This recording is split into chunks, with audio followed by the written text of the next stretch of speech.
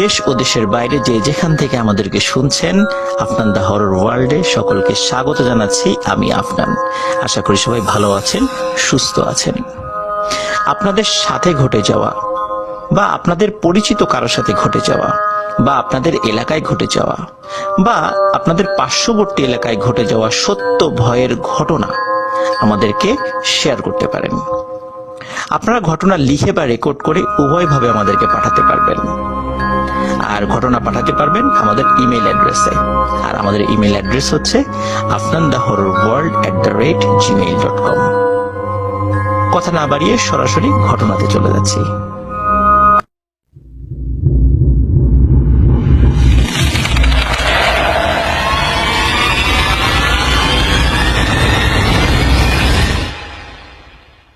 স্বাগতম two listeners, প্রতি শনিবার অনুষ্ঠিত রিমেম্বারিং স্টোরিজ এর আজকের এপিসোডে। আপনারা জানেন যে রিমেম্বারিং স্টোরিজ এপিসোডে আমার বলা বিভিন্ন পুরাতন ঘটনাগুলো নতুন করে আপলোড করে থাকি। তারই ধারাবাহিকতায় আমাদের আজকের আয়োজন। অনেকেই এই ঘটনাগুলো অনেক আগে ভূতে ফেমে শুনেছিলেন আমার মুখে, কিন্তু সেই ঘটনাগুলোর কোনো রেকর্ড না থাকার কারণে অনেকেই সেই ঘটনাগুলো আবার শুনতে চান। আবার আমাদের এখানে অনেক নতুন লিসেনার রয়েছেন যারা এই ঘটনাগুলো আগে শোনেননি। এই কারণে ঘটনাগুলো আমরা নতুন করে আর্কাইভ আকারে আপলোড করছি। আশা করছি ঘটনাগুলো আপনাদের ভালো লাগছে। যারা পুরাতন লিসেনার আছেন, যারা শুনেছেন, তারা আবার নতুন করে শুনছেন। আর যারা নতুন লিসেনার রয়েছেন তাদের জন্য এই ঘটনাগুলো সম্পূর্ণ নতুন। কারোর জন্য পুরাতন, কারোর জন্য একদম নতুন। তো কথা না বাড়িয়ে চলে যাচ্ছি মূল ঘটনায়। আজকে মূলত দুটি ঘটনা শেয়ার করবো ইনশাল্লাহ। এই ঘটনাগুলো আমি ভূতে ফেমে শেয়ার করেছিলাম। আর ফার্স্ট যে ঘটনাটি আমি বলবো, এই ঘটনাটি হয়েছিল রংপুর জেলার মিঠাপুকুর নামক যে জায়গা রয়েছে সেখানকার কোন একটি গ্রামে। সঙ্গত কারণে গ্রামের নামটি বলা যাচ্ছে না। ঘটনাটির সময়কাল 1989 বা 90 সাল, এমন একটি সময়। আমরা জানি ওই সময়টাতে নর্থ বেঙ্গল, যেটা বাংলাদেশের উত্তরাঞ্চল, ওখানে মঙ্গা হতো, তীব্র খাদ্যাভাব, তারপর খরা, এই কারণে ফসলও কম ফলতো। আর ওখানে পানির লেয়ার বেশ, মানে ভূগর্ভস্থ যে লেয়ারটা, এটা অনেক নিচু থাকতো। বিশেষ করে বর্ষাকালে পানি পাওয়া যেত, সমস্যা নেই, কিন্তু যখন শুকনোর মৌসুম আসতো, খরা, ওই সময় পানির লেয়ার আরো নেমে যেত, যার ফলে মানুষ খাবার পানির জন্য অনেক কষ্ট করত। এই সিচুয়েশন থেকে উত্তরণ করার জন্য ওই সময় বাংলাদেশ সরকার বেশ কিছু পদক্ষেপ হাতে নেয়। বিশেষ করে বিভিন্ন জায়গাগুলোতে গভীর নলকূপ বসানোর একটা পরিকল্পনা নেওয়া হয় এবং সেই পরিকল্পনার অংশ হিসেবে রংপুরের মিঠাপুকুরের বিভিন্ন জায়গাতে নির্দিষ্ট দূরত্বে এই গভীর নলকূপ স্থাপন করার পরিকল্পনা করা হয়। এটি বিদ্যুৎ চালিত না, এটি হাত চালিত। এরকম নলকূপগুলো স্থাপন করা হবে আর কি। তো বিভিন্ন জায়গায় স্থাপন করা হচ্ছিল। তো যেই গ্রামে মূলত এই ঘটনাটি ঘটেছিল, ওই গ্রামেও সরকারি লোকজন আসে। স্থানীয় যিনি একজন প্রভাবশালী ব্যক্তি, চেয়ারম্যান, তার সাথে কথা বলে কোন জায়গাটাতে করলে ভালো হবে এই বিষয়ে পরামর্শ করার জন্য। তো ওই চেয়ারম্যান, ওনার সাথে একজন ব্যক্তির কিছুটা দ্বন্দ্ব ছিল। কারণ হলো, ওই চেয়ারম্যান একটি জায়গা কিনতে চেয়েছিলেন একজনের কাছ থেকে, কিন্তু তিনি সেটি বিক্রি করেননি। কারণ হলো, ওটি তার শেষ সম্বল ছিল। কিন্তু চেয়ারম্যান তার ওই বসত ভিড়ার ওই জায়গাটি চেয়েছিল। ওই লোকটি বিক্রি না করার কারণে চেয়ারম্যান তার উপর ক্ষিপ্ত ছিল।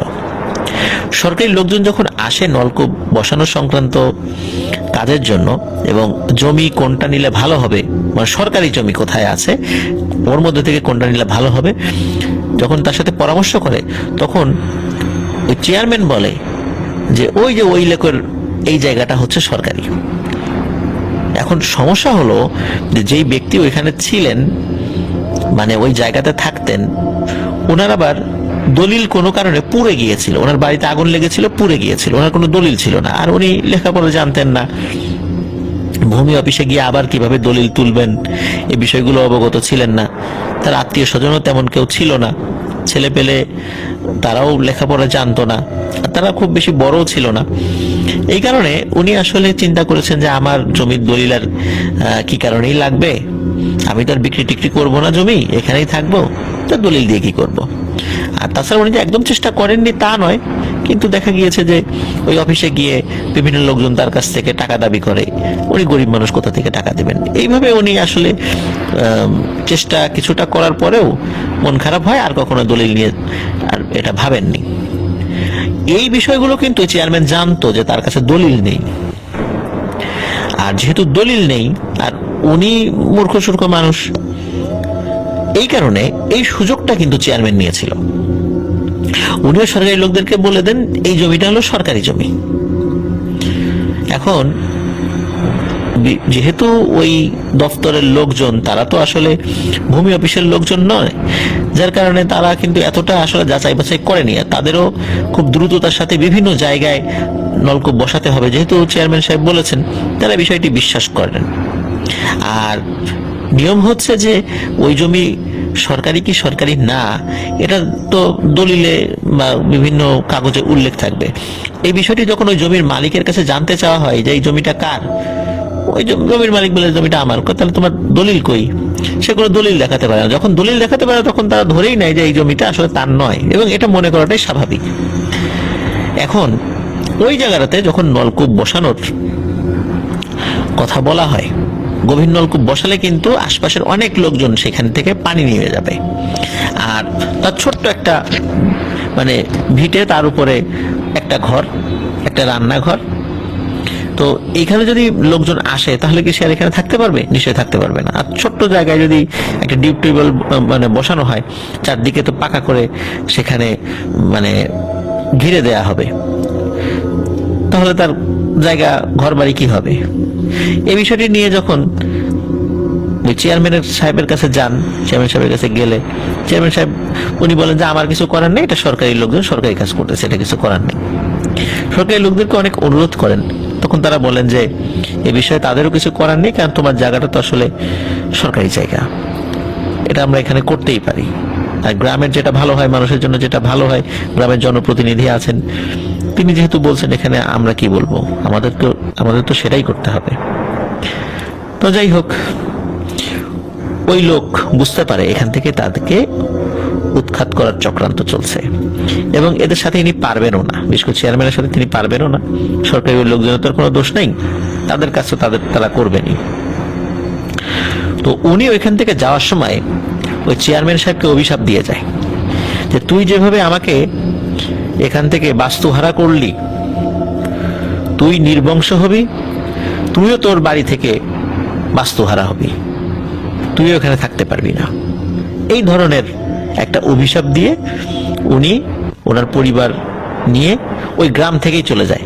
উনি আর কখনো ফেরত আসেননি ওই গ্রামে, এবং ওনার আসলে কি হয়েছিল না হয়েছিল এটাও ওই ফরিদ আমাকে বলেছিল, সেই বিষয়ে আসলে তারা জানতে পারেনি। হয়তো বা পাশের কোনো গ্রাম বা দূরে কোথাও গিয়েছিল, কারো কারোর সাথে দেখা হয়েছে, কিন্তু তার সঠিক অবস্থান সম্পর্কে কেউ জানতে পারেনি। যাই হোক, শুরু হয়ে গেল নলকূপ বসানোর কাজ। নলকূপ বসানোর জন্য যখন পাইপ গাড়া হচ্ছিল, নির্দিষ্ট একটা দূরত্বে গিয়ে, মানে খুব বেশি দূরত্ব না, অল্প দূরত্ব, প্রায় 20 ফিট বা আরো নিচে গিয়ে ওই পাইপ আটকে যায়। পাইপ মনে হয় শক্ত কোনো কিছুর সাথে এমন ভাবে আটকে যায়, ওর নিচে আর কোনোভাবেই পাইপ ঢুকছে না, মনে হচ্ছে নিচে পাথর রয়েছে, পাথরে গিয়ে আটকে গেছে। তখন ওইখান থেকে আরেকটু সরিয়ে আর একটা জায়গায় পাইপ দেওয়ার চেষ্টা করা হয়, সেখানেও একই অবস্থা। এইভাবে বিভিন্ন জায়গায় ওই পাইপ গাড়ার জন্য গর্ত খোঁড়া হয়, কিন্তু কাজ হয় না, সব জায়গায় একই রকম। পরে ওই লোকজন সিদ্ধান্ত নেয় যে এইখানে আসলে কোনোভাবেই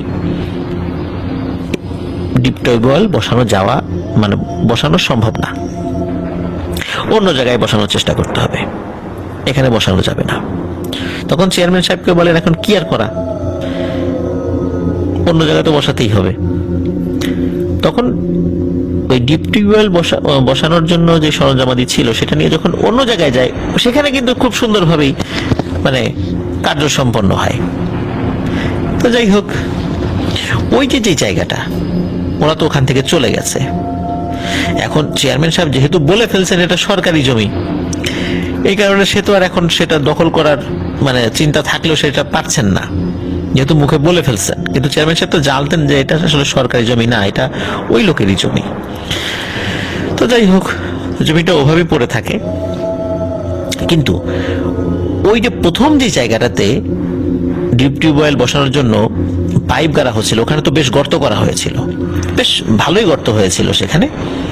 তো লোকজন চিন্তা করে যে আচ্ছা, এখানে যে গর্ত হয়ে গেছে, তাহলে আমরা একটা কাজ করি না, আরেকটু খনন করে এটা তো একটা কুয়া হয়ে যায়, আমরা একটু চেষ্টা করে দেখি না পানি ওঠে কিনা, যদি হয় তো ভালো। তো গ্রামের কয়েকজন মাত্র ব্যক্তির উদ্যোগ যখন তারা গ্রহণ করেন, তাদের প্রচেষ্টায় ওখানে ছোট্ট একটি কুয়া খনন করা হয়। কুয়াটার গভীরতা ছিল সর্বোচ্চ 25 ফুট।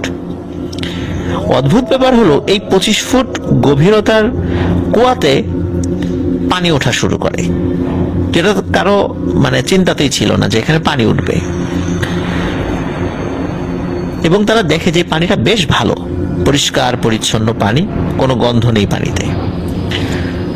সবাই চিন্তা করলো এই কুয়ার পানি দিয়ে তারা তাদের বিভিন্ন প্রয়োজনীয় কাজ করবে, বিশেষ করে খাওয়া দাওয়া সংক্রান্ত কাজে। তো ভালো, গ্রামের লোকজনের একটা পানির ব্যবস্থা হলো আর কি, ভালোই যাচ্ছিল মোটামুটি।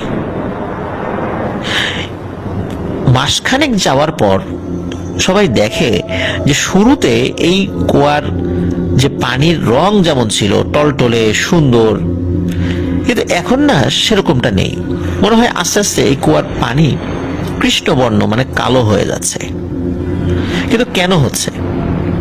কেউ তো এই কুয়ার পানির মধ্যে কোনো ময়লা আবর্জনা ফেলে না, কাপড় চোপড় ধয় না, তাহলে এমনটা কেন হচ্ছে এটা কেউ বুঝতে পারে না আসলে।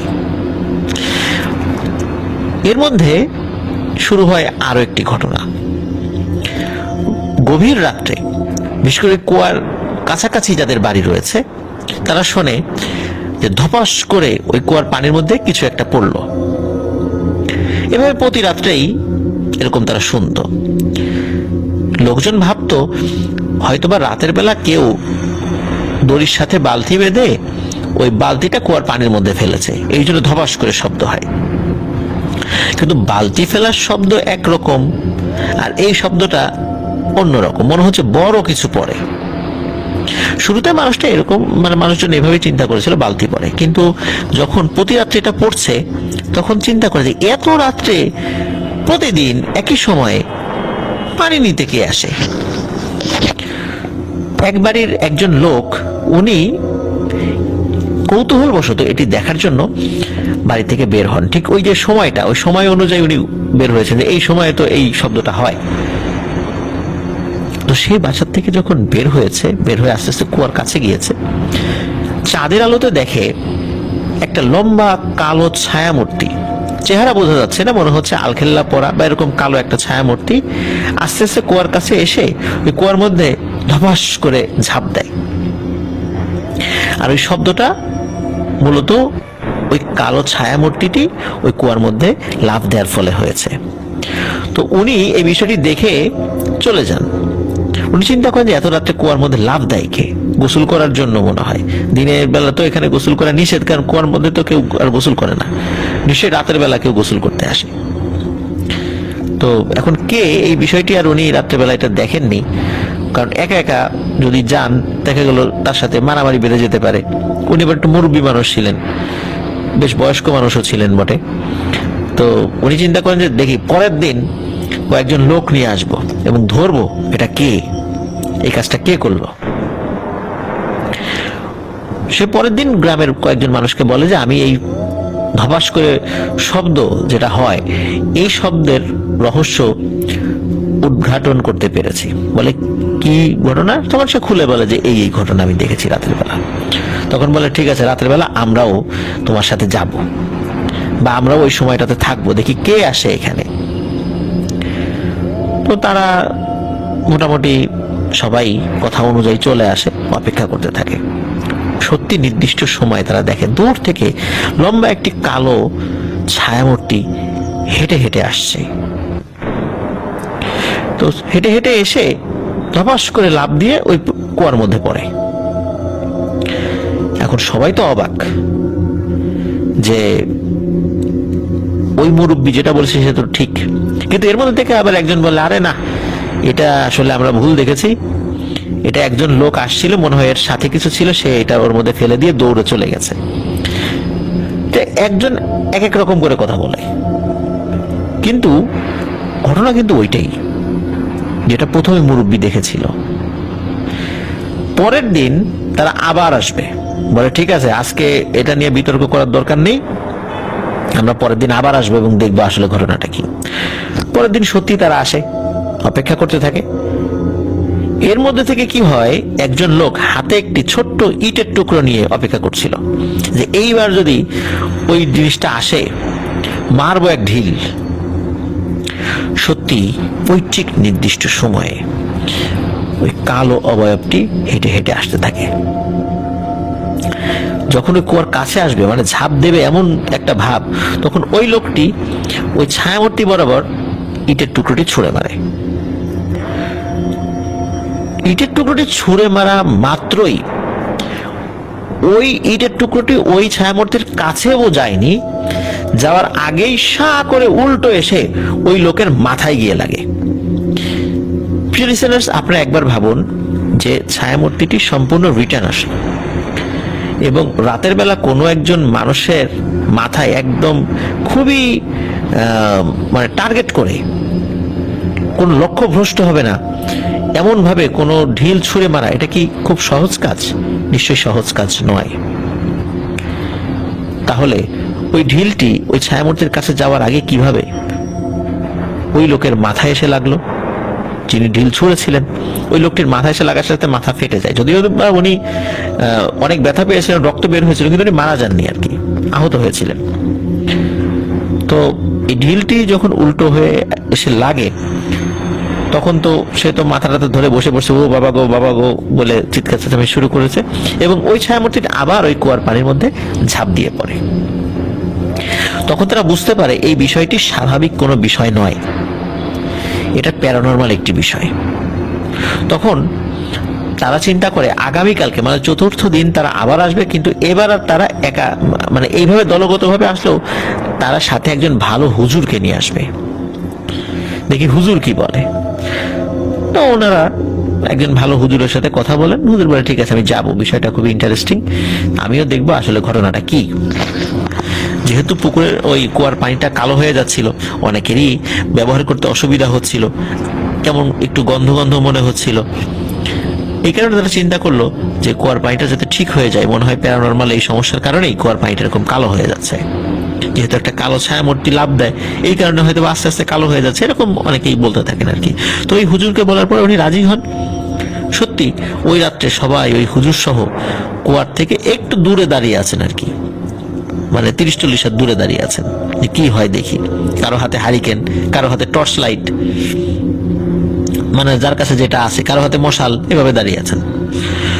তো সবাই দেখতে পান ওই নির্দিষ্ট সময়ে, রাত আনুমানিক 1:30 কি 1:45 বা 2টা এরকম একটা সময়, ওই ছায়ামূর্তিটি হেঁটে হেঁটে আসছে, কুয়ার কাছে আসে। কুয়ার কাছে আসার পর ওই একজনের হাতে টর্চ লাইট ছিল, 3 ব্যাটারি 5 ব্যাটারির একসময় টর্চ পাওয়া যেত, এখন সেগুলো দেখা যায় না। তো ওই টর্চ করে কি ওই ছায়ামূর্তিটির দিকে মারে, কিন্তু অদ্ভুত ব্যাপার, টর্চ মারার পরে ওইখানে কিচ্ছু দেখা যায় না, একদম মনে হয় যে ওখানে কেউই নেই।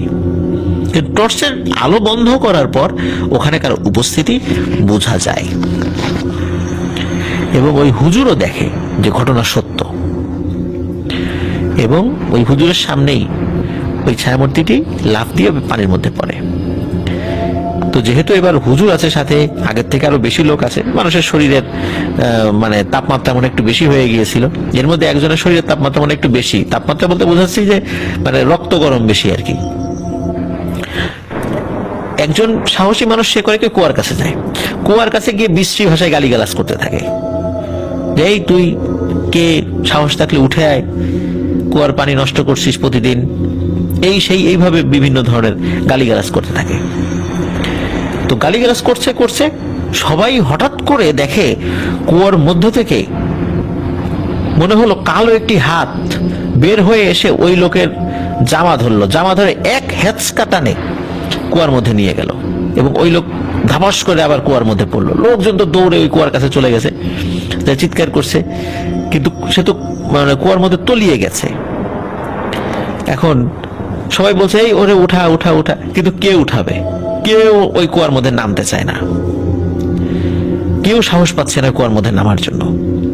তখন ওই হুজুর দুজন ব্যক্তিকে বলেন যে আমি দোয়া দুরুদ পড়ে দিচ্ছি, তোমরা দুজন নামো।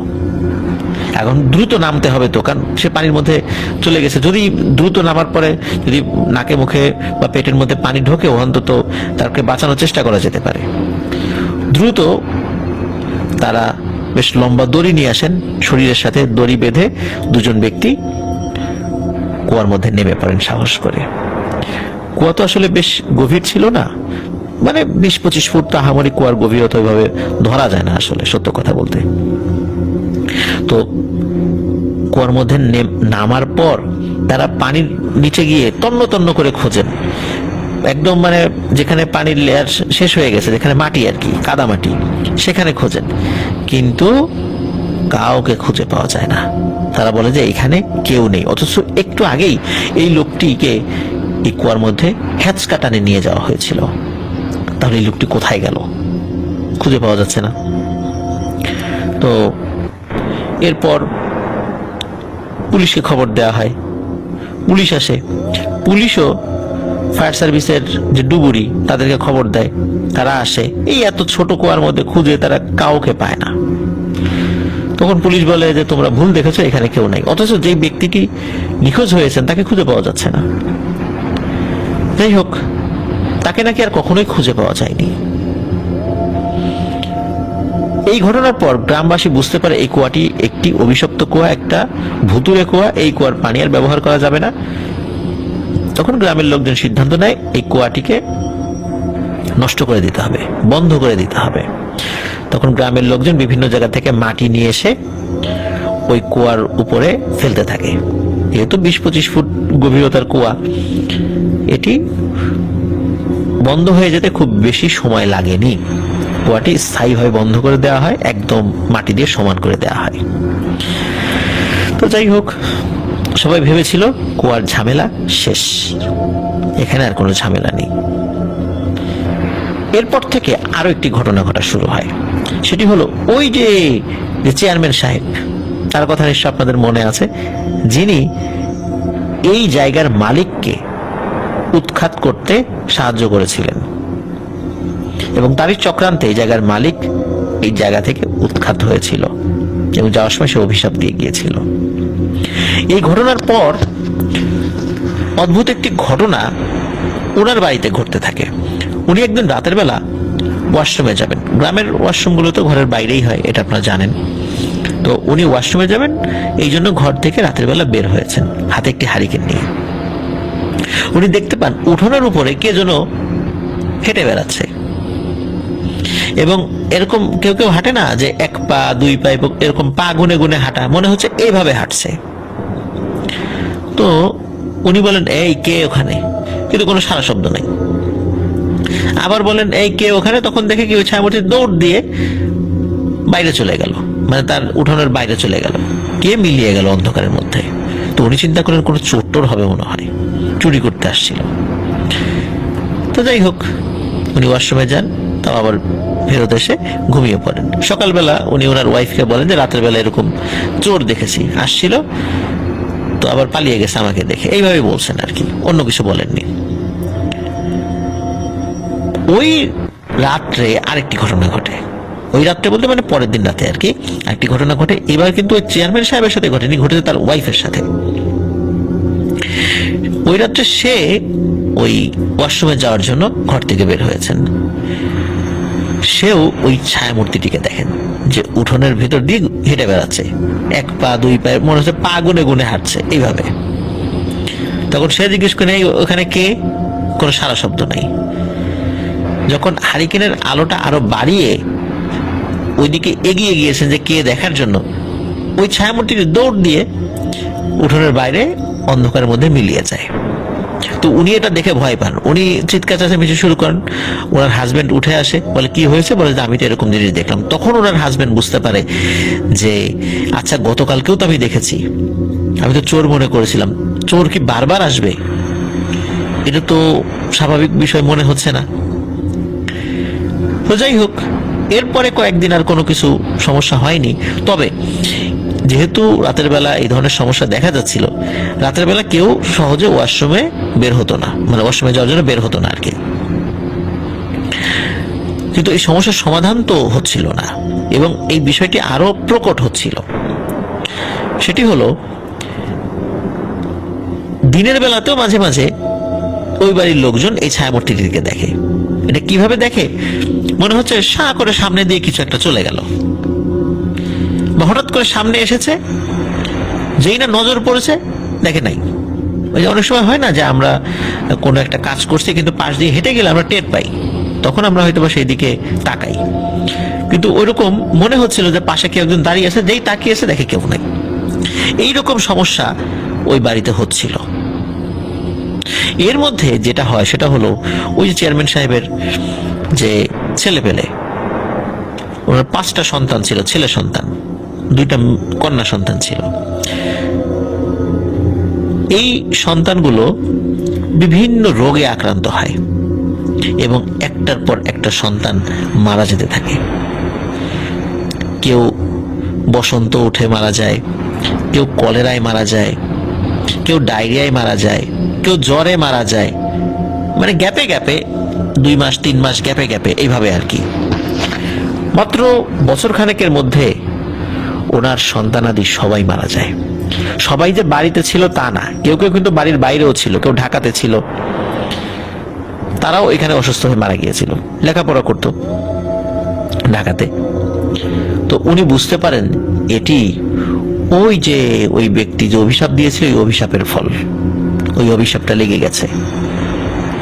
তখন নাকি ওই চেয়ারম্যান সাহেব ওই লোককে খুঁজে তার কাছে ক্ষমা চাইতে মানে চেয়েছিলেন, কিন্তু ওই লোককে আর খুঁজে পাননি উনি, এরকমটাই শুনেছি। তো চেয়ারম্যান সাহেব চিন্তা করলেন যে এখন কি করা যায়, এই বাড়ি তো আর থাকা যাবে না, এমনি রাতের বেলা ভয় টয় পাওয়া যায়, তারপর আমার সন্তানাদি এইভাবে একে একে শেষ হয়ে যাচ্ছে। তো উনি ওনার স্ত্রীকে নিয়ে ওই বাড়ি ছেড়ে ওনাদের অন্য বাড়ি ছিল দূরে আর এক গ্রামে, সেখানে চলে যান।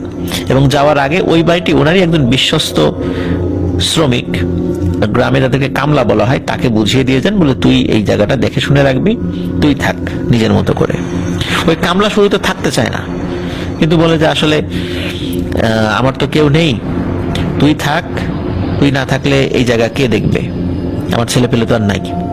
মূলত ওই কামলাকে উনি জায়গাটা দিয়ে চলে যান। কিন্তু কামলার সাথে ওই যে রাত্রেবেলায় ছায়ামূর্তির দেখা সাক্ষাৎ এগুলো হয়নি, বা দিনের বেলাও কামলার ওয়াইফ বাচ্চা কাচ্চা কোনো কিছু দেখে ভয় না পেলেও 3-4 মাস পর থেকে কিছু সমস্যা দেখা দেয়। সেটি হলো যে ওনার 2টা ছেলে ছিল, একটা মেয়ে ছিল।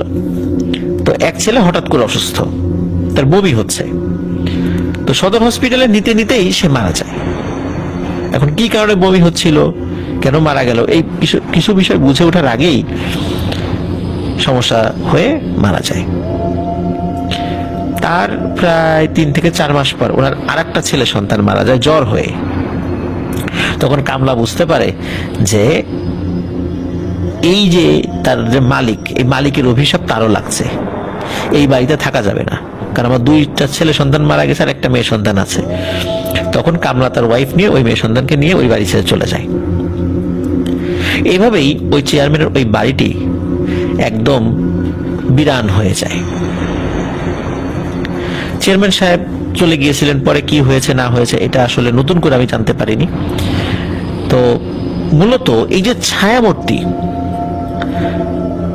এটি কেন আসলো, কে ছিল, এটি নিয়ে কিন্তু খুব বিস্তর গবেষণা করে আসলে কোনো কিছু বের করতে আসলে মানে বের করাটা সম্ভব নয়। তবে যতটুকু মনে হয় বা আমার যতটুকু মনে পড়ছে যে এই ফরিদ আমাকে বলেছিল যে কোন একজন হুজুর বলেছিল এটি খুব শক্তিশালী একটা জিন, এই জিনটি কোনো অন্যায় কাজের প্রতিশোধ নিতে এসেছে, জাস্ট এতটুকুই বলেছে যে একে এখান থেকে সরানো যাবে না। তো এটা কেন আসলো? এটা হতে পারে যে অনেক সময় হয় যে কোনো জিন দের মধ্যে যদি কেউ দেখে যে কোনো বিষয়ের উপর অন্যায় করা হয়েছে, তখন ওরাও প্রতিশোধ নিতে পারে। শুধু যে মানুষই প্রতিশোধ নেবে তা নয়, জিনেরাও কিন্তু কারো হয়ে প্রতিশোধ নিতে পারে। যদি সে ভালো জিন হয়, সেক্ষেত্রে এই ধরনের ঘটনাগুলো ঘটে। যেমন আমরা দেখেছি জুনিভূতের বেলায়, জুনিভূতকে অনেক সময় দেখা গিয়েছে বিভিন্ন সময়ে, কিন্তু জুনি মৃত্যুবরণ করার পর অনেকেই জানতে পারলো যে জুনির সাথে আসলে কি অন্যায় হয়েছিল। তো এরপর থেকে ওই জুনিভূতের বিষয়টি সামনে চলে আসে। তো যাই হোক প্রিয় লিসেনার্স, এটি ছিল ঘটনা। আশা করছি ঘটনাটি আপনাদের ভালো লেগেছে। আমরা চলে যাচ্ছি আমাদের পরবর্তী ঘটনায়।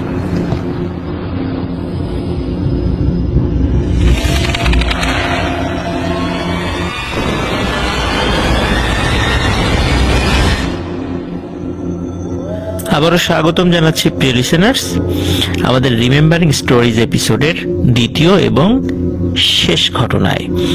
এখন যে ঘটনাটি আমি শেয়ার করতে যাচ্ছি, এই ঘটনাটি আমি পেয়েছিলাম আমি যখন খুলনা গিয়েছিলাম। সালটা 2018 হবে, এরকমটাই হবে হয়তো। তো আমি যখন খুলনা যাই, খুলনাতে আমি কয়েকটা ছেলের সাথে পরিচিত হই। ওদের ঘটনা ইতিমধ্যে অনেকবার আমি শেয়ার করেছি। ভূতে ফেমে শেয়ারের মাধ্যম দিয়ে আমি যদিও শুরু করি, এরপরে ভূত.com শেয়ার করেছি। তো সৈকত নামে যে ছেলেটি, সে তার ভাইয়ের সাথে আসে, পরবর্তীতে তারই আর এক বন্ধু রূপমের সাথে পরিচয় করিয়ে দিয়ে যায়। তো রূপমের সাথে আমি কথা বলে এই ঘটনাটি সম্পর্কে জানতে পারি। তো ঘটনাটি ঘটে 1996 থেকে 98 সালের মধ্যবর্তী কোন একটি সময় হবে। ঘটনাটির স্থান গোপালগঞ্জ জেলার কোটালীপাড়ার আমবাড়ি নামক গ্রামে। ওই গ্রামে একজন বজ্রপাত হয়ে মারা যান, আর বজ্রপাত হয়ে মারা যাওয়ার পর স্বাভাবিকভাবে তাকে দাফন করা হয়। আর পাশের একটি গ্রাম রয়েছে, সেই গ্রামের নাম হচ্ছে ধরল। আমি আবারও বলছি, যে গ্রামে মানুষটি মারা গিয়েছিল সেই গ্রামের নাম হচ্ছে আমবাড়ি, আর তার পাশের গ্রাম যেটি রয়েছে তার নাম হচ্ছে ধরল। এই ধরল গ্রামে তিনজন বন্ধু, ইয়াং তিনজন বন্ধু, এই তিনজন বন্ধু নিজেরা নিজেদের মধ্যে আলাপ আলোচনা করে যে আমবাড়ি গ্রামে তো একজন লোক মারা গেছে রে বজ্রপাতে। ঠাটা পড়ে লোক মরে গেলে, যেটা আমরা ঠাটা বলি আর কি, যে ঠাটা পড়ে লোক মারা গেলে নাকি সেটা ম্যাগনেট হয়ে যায়। তাহলে আমরা এই লাশটা চুরি করে অনেক টাকায় বিক্রি করব। এখন লাশ চুরি করে এই লাশ নিয়ে যাওয়া তো একটা টাফ ব্যাপার। ওরা চিন্তা করেছে যে লাশটি চুরি করে আমরা কোন একটা জায়গায় মাটিতে পুঁতে রাখবো, পরে যখন কঙ্কাল হয়ে যাবে তখন ওটা বস্তায় ভরে সুবিধাজনক সময় নিয়ে যাব। এরকম একটা প্ল্যান করেছে আর কি। তো আমাদের সমাজে কিন্তু এটা প্রচলিত আছে যে বজ্রপাত হয়ে যদি কেউ মারা যায়, সেই লাশের হাড়গুলোর মধ্যে নাকি এক ধরনের ম্যাগনেটিক পাওয়ার সৃষ্টি হয়। আমি জানি না এটা সত্য কি মিথ্যা, এটা আমি একবারেই বলতে পারবো না এটি গুজব, আবার এটাও বলতে পারবো না যে এটি সত্য, কারণ এই বিষয়ে আমার ধারণা নেই। তবে কেউ বলেছেন এটি সম্পূর্ণ একটা ফেক কথা, আবার কেউ বলেছেন এটা নাকি হয়। তো যাই হোক, এই বিষয়ে নিশ্চিতভাবে আমি কোনো কথা বলতে পারবো না। তো ওই তিন বন্ধু এই পরিকল্পনা করে। এখন পরিকল্পনা মাফিক তারা কাজ করারও সিদ্ধান্ত নেয়, প্ল্যান করে। দিনের বেলা ওই গ্রামে গিয়ে তারা দেখে আসে যে কোন কবরটা, নিশ্চিত হয় যে এই কবরটা, মানে রেকি করে আসে। তারপরে কয়েকদিনের মাথায় চলে যায় ওই জায়গায়। কিন্তু যাওয়ার পরে যেটি হয় মূলত, যে ওই লাশে কিন্তু পাহারা ছিল। ওই আত্মীয় স্বজনরাও জানতো যে লাশ পাহারা দেয়, যে পাহারা দিতে হবে আর কি, কারণ বজ্রপাতে মৃত্যু হয়েছে, যার কারণে তারা পালাক্রমে পাহারা দেয়। এভাবে কিন্তু দিনের পর দিন কেটে যাচ্ছে, কারণ ওরাও কিন্তু প্ল্যান করলেও লাশ চুরি করতে পারছে না। তো বেশ কিছুদিন হয়ে যাওয়ার পর ওই পাহারার পরিমাণও কমে আসে। আত্মীয় স্বজন যখন দেখে যে না কোনো সমস্যা নেই, হয়তো প্রতি রাত্রে জেগে জেগে এরকম কবর পাহারা দেওয়ার মানে হয় না, তো তারা আস্তে আস্তে পাহারা দেখা যাচ্ছে যে আজ দেয় তো কাল দেয় না, কাল দেয় তো পরশু দেয় না, এইভাবে চলে আর কি। তো ওরা ওইরকম একটা পরিকল্পনা করে যে আজকে একজন যাবে, একজন গিয়ে দেখবে ওখানে পাহারা আছে কি নেই, যদি না থাকে তাহলে সে দ্রুত, খুব তো বেশি দূরে না, দ্রুত অন্যদেরকে খবর দেবে, তারা চলে আসবে। তো এমনই একটা দিন তাদের সুযোগ চলে আসে। তারা বুঝতে পারে যে সেই রাতে কোনো পাহারা থাকবে না। তো সেই যে প্ল্যান তাদের ছিল, সেই প্ল্যান অনুযায়ী তারা পুঙ্খানুপুঙ্খভাবে নিজেদের মধ্যে যোগাযোগ করে চলে আসে কবরের কাছে। কবরের কাছে এসে কবর খোঁড়া শুরু করে। কবর খোঁড়া হয়েও যায়। বাঁশগুলো সরানোর পর দুজন লাশ উঠানোর জন্য নেমে পড়ে। একজন উপরে ছিল। ওরা আবার কি করেছিল, ওরা কিন্তু টর্চ লাইট নিয়ে আসেনি। টর্চ লাইট নিয়ে আসলে তো অনেক দূর থেকে বোঝা যায়। ওরা হাতে হারিকেন নিয়ে এসেছিল, তাও একটা হারিকেন, এবং খুব মানে নিভু নিভু আলো করে নিয়ে এসেছে, যাতে করে আশেপাশের লোকজন টের না পায়। আলো বেশি হলে কয়জন আছে আশেপাশে, ওই আলো যেহেতু ছড়িয়ে যায় সেখানে বোঝা যায় আর কি। এই কারণে খুব নিভু নিভু করে নিয়ে এসেছে, লোকজন যাতে কোনোভাবে বুঝতে না পারে। এখন কি হয়েছে, ওই মানে কবরস্থানের পাশে একটা বাড়ি আছে। তো ওই বাড়ির এক মুরব্বী কি মনে করে রাতের বেলা বের হয়েছে, সম্ভবত ওয়াশরুম বা অন্য কোনো কারণে বের হয়েছে। এখন সে বের হওয়ার পর ওই কবরস্থানের মধ্যে ওই আলো দেখছে, এবং যতই কম আলো হোক, আলোর আশেপাশে কেউ থাকলে কিন্তু বোঝা যায়। আর যেহেতু ওই কবরটা নিয়ে একটা কথা প্রচলিত ছিল যে এটা এই লাশ চুরি হতে পারে, তো উনি দূর থেকে ওটা দেখে চিৎকার দিয়ে ওঠে, এই তোরা কে রে, এখানে কে, কি করিস? তখন ওরা পায় ভয় যে এই সর্বনাশ, ধরা পড়ে গেছি। কবরের ভিতর থেকে দুজন লাফ দিয়ে ওঠে, তিনজন একত্রে দেয় ভৌ দৌড়, ওই হারিকেন রেখেই দেয় ভৌ দৌড়। চাঁদের আলোতে তারা পথ চিনতে খুব বেশি মানে অসুবিধা হয়নি তাদের। তো তারা তো যে যার মতো বাড়িতে চলে যায়, ধরা পড়েনি তারা। এখন ওই লোকজনরা চলে আসে, আশেপাশের লোকজন এসে দেখে কবরের এই অবস্থা। তারপরে কি হয় যে আবার ঠিকঠাক করে, মানে কবরটা ঠিকঠাক করে দেয় আর কি। এদের মধ্যে কেউ চিন্তা করেছে যে মনে হয় কাফনের কাপড় চুরি করতে এসেছে, কিন্তু আসলে 96-98 সালের দিকে কাফনের কাপড় চুরি করার মতো লোকজন খুব কম পাওয়া যেত। মানে কাফন চোর আগে থাকতো, আর এই সময়গুলোতে কাফন চোর ওইভাবে নাই। তো যাই হোক, তা ঠিকঠাক করে দেয়। তারা আবারও পাহারা বসায়। ওই দিন বন্ধু বুঝতে পারে এই লাশ আর কোনোভাবেই চুরি করা যাবে না। কিন্তু এত কিছু হয়ে যায় তো আরো পরে, ওরা যেদিন চলে গেল, মানে যে রাতে চলে গেল, ওই রাতে ওরা ভয়ানক একটি স্বপ্ন দেখে। ওরা স্বপ্ন দেখে যে ওরা যে লাশটি চুরি করতে গিয়েছিল, মূলত চুরি করার আগে ওই লাশের মানে মুখটা কিন্তু খুলেছিল, চেহারা দেখেছিল, কিন্তু তিনজনই দেখেছিল। হারিকেনের আলোতে কিন্তু তিনজনই দেখেছে, দুজন নেমেছে, ওরাও দেখেছে, উপরের জনও দেখেছে। ওরা মূলত মুখটা এই কারণে খুলেছিল, লাশের কি অবস্থা, পচে গলে গেছে কিনা এই কয়েকদিনে, এই জন্য। কিন্তু দেখলো না, মোটামুটি ভালোই আছে লাশ। তো চেহারা তো চিনে ফেলেছিল। ওরা স্বপ্নে দেখে, মানে তিনজনই আলাদা আলাদা ভাবে স্বপ্নে দেখেছে একই স্বপ্ন। ওরা দেখে ওই লাশটি স্বপ্নে তাদের কাছে এসেছে, এবং আসার পর আস্তে আস্তে ওই লাশটি মোটা একটা বড় ভয়ানক সাপের আকৃতি ধারণ করেছে এবং ওদেরকে ধাওয়া করছে। এই ভয়ানক স্বপ্ন দেখে ঘুম ভেঙে যায়। পরদিন তিন বন্ধু একত্র হয়ে যখন বুঝতে পারে যে ওরা তিনজন একই স্বপ্ন দেখেছে, কারণ ওরা নিজেদের মধ্যে কথা বলে। এক বন্ধু বলে আমি এই স্বপ্ন দেখেছি, পরেরজন বলে আরে আমি তো একই স্বপ্ন দেখেছি, তারপরজন বলে আরে আমি তো একই স্বপ্ন দেখলাম। তো তিনজন কিন্তু একই স্বপ্ন দেখেছে। ওরা ওই রাতেই যে এই স্বপ্নটি দেখেছে তা নয়, ওরা প্রায় রাতেই এই স্বপ্ন দেখতে থাকে এবং দেখে ভয়ে চিৎকার চেঁচামেচি করে উঠতে থাকে। এখন কাউকে তো বলতে পারছে না যে ওরা কি ধরনের অপকর্মটা করেছে।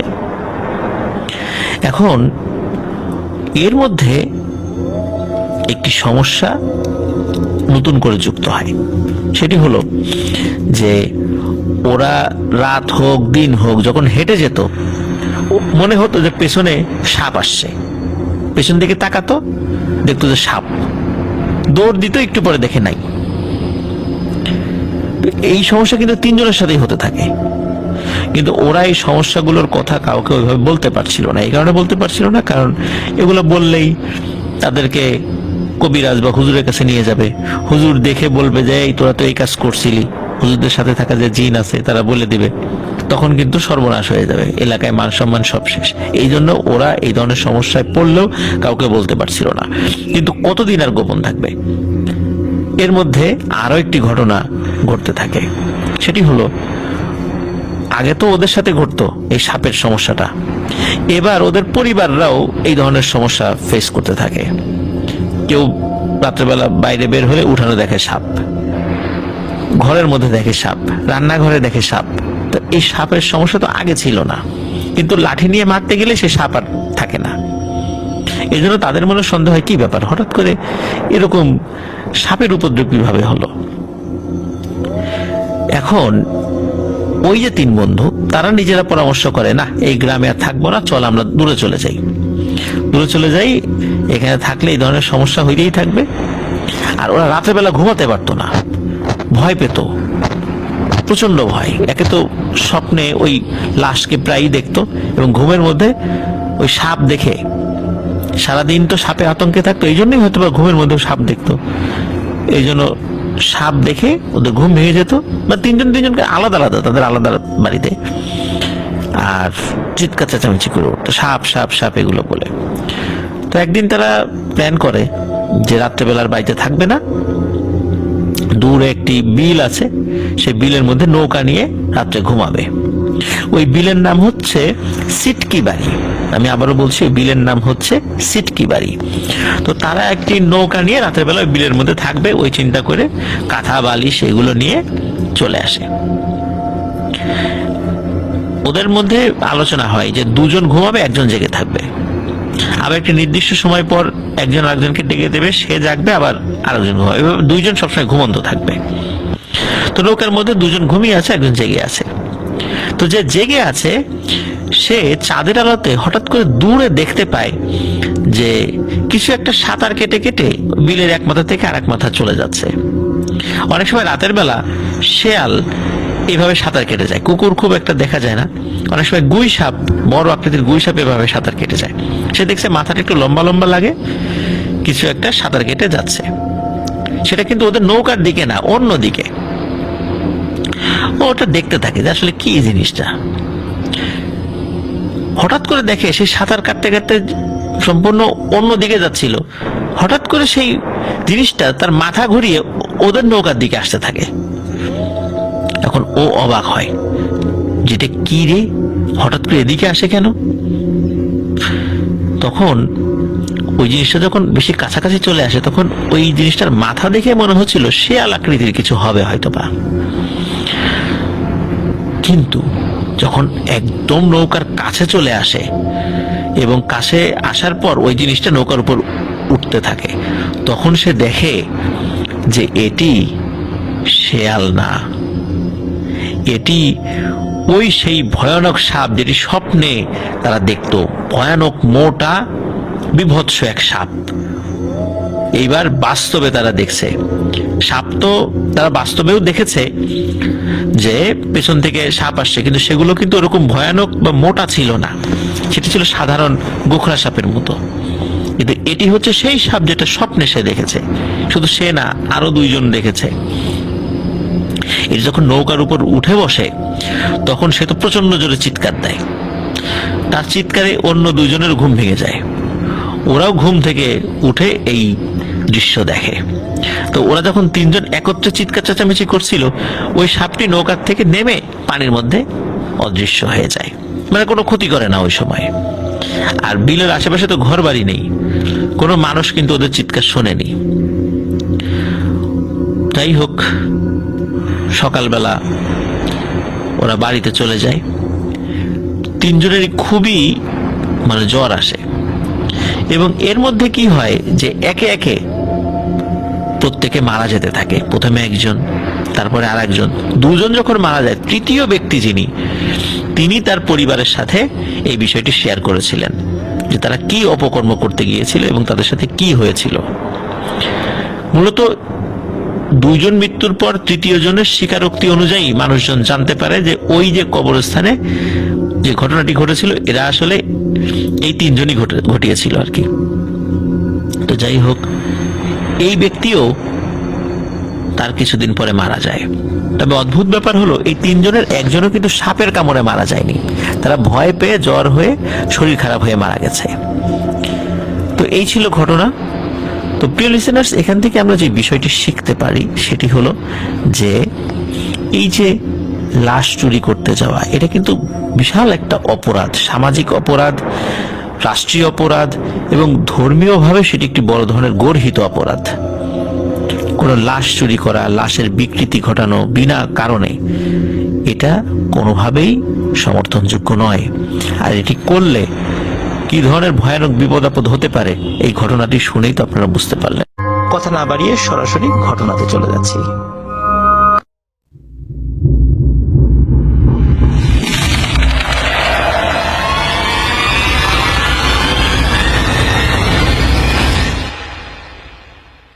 রিমেম্বারিং স্টোরিজে সকলকে স্বাগত জানাচ্ছি প্রিয় লিসেনার্স। আপনারা জানেন, প্রতি শনিবার আমার বলা বিভিন্ন পুরাতন ঘটনাগুলো এগুলো আমরা আপলোড করে থাকি। তারই ধারাবাহিকতায় আমরা আজকে আপনাদেরকে দুটো ঘটনা ইনশাল্লাহ শোনাতে যাচ্ছি। অনেকদিন ধরে অনেকেই কমেন্ট করেছেন রাজবাড়ির কামাল কবিরাজের ঘটনা শোনার জন্য। আসলে কামাল কবিরাজের ঘটনাটি অনেক আগে আমি বলেছিলাম, যার ফলে অনেক বিষয়ই আসলে স্মরণে ছিল না, কারণ অনেক ঘটনাই তো বলা হয়েছে, সেই ঘটনাগুলো নতুন করে আবার সংগ্রহ করতে একটু সময় লেগে যায়। আবার যাদের কাছ থেকে ঘটনা সংগ্রহ করেছিলাম তাদেরকেও ঠিক মতো পাওয়া যায় না, আর একজন মুরব্বীর কাছ থেকে ঘটনা সংগ্রহ করা, তাকেও পাওয়া যাচ্ছিল না। যাই হোক, বিভিন্নভাবে দীর্ঘ সময় নিয়ে কামাল কবিরাজের ঘটনাটি আবার পুনরায় সংগ্রহ করতে সক্ষম হই। নতুন নতুন বেশ কিছু বিষয় পরে জানা যায়, সেই বিষয়গুলো আপনাদেরকে এখন শোনাবো, যেগুলো প্রথমে যখন ভূতে ফেমে বলেছিলাম তখন সেটি বলতে পারিনি। তবে একটা বিষয় মাথায় রাখবেন, এটি অনেক আগের ঘটনা, বাংলাদেশের স্বাধীনতার আগের ঘটনা। তো যার কারণে অনেক তথ্যই এলোমেলো হওয়াটাই স্বাভাবিক। আর এগুলো সিংহভাগই অকাট্য প্রমাণ ছাড়া মানে এই কারণে বলছি, অনেক দিন হয়ে গেছে, অনেক মুরব্বী জীবিত নাই, তারপরে অনেক কথা লোকমুখে শোনা যায়, বিভিন্ন ছোট ছোট ঘটনাগুলো একত্র করে সেটা বলতে হয়, যার কারণে 100% যে মিলে যাবে এটা আমি বলতে পারবো না, কারণ এটা বলা সম্ভব নয় এবং কেউই বলতে পারবে না, অন্তত এই ঘটনার ক্ষেত্রে। তো যার কারণে যতটুকু মেলাতে পেরেছি আপনাদের সামনে ভূতে ফেমে উপস্থাপন করার চেষ্টা করছি, এবং এখনো চেষ্টা করব ইনশাল্লাহ। আশা করছি ঘটনাটি আপনাদের ভালো লাগবে। আর যারা প্রথমে শুনেছিলেন তারা আবার নতুন করে শুনবেন, আর যারা আমাদের এই চ্যানেলে নতুন আছেন তারা এই ঘটনাটি নতুন করে শুনতে যাচ্ছেন ইনশাল্লাহ। তো কথা না বাড়িয়ে সরাসরি ঘটনাতে চলে যাচ্ছি। ঘটনাটি ঘটেছিল রাজবাড়ী জেলার বালিয়াকান্দি উপজেলার আরকান্দি গ্রামে। ওই আরকান্দি গ্রামে একটি বিশাল বড় শ্মশান রয়েছে। অনেক আগে থেকেই অনেক পুরাতন একটি শ্মশান কেন্দ্রিক অনেক ঘটনা টুকটাক শোনা যায়। যদি পরবর্তীতে সময় হয় বা ওই ঘটনা বেশ কিছু পাই তো আপনাদেরকে অবশ্যই সেগুলো শোনাবো।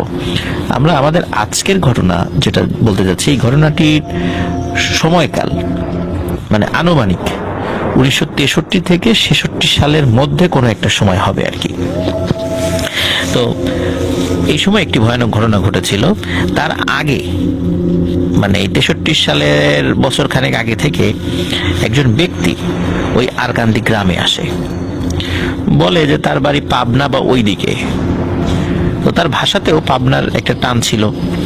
তো উনি ওখানে আসার পরে বলে যে ওনার কেউ আত্মীয় স্বজন নাই, উনি এই গ্রামে থাকতে চান, উনি টুকটাক কবিরাজি জানেন।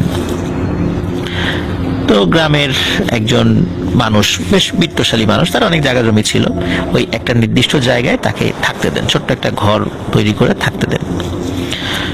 তো তিনি সেখানে ছিলেন এবং উনি বেশ ভালো কবিরাজি জানতেন, মোটামুটি জিনে ধরা এবং মানুষের অসুখ বিসুখ, নর্মাল যে অসুখ বিসুখ গুলো, এই জিনিসগুলো তার দেওয়ার ট্রিটমেন্টে ভালো হয়ে যেত। তারপর জিনে ধরা রোগী, এই বিষয়গুলো ভালো হয়ে যেত। আবার অনেক সময় কোনো কোনো মানুষ তার কাছে অসৎ উদ্দেশ্য আসতেন, যেমন কারো ক্ষতি করার উদ্দেশ্যে ব্ল্যাক ম্যাজিক করা। মানে বলা যায় যে এই লোকটি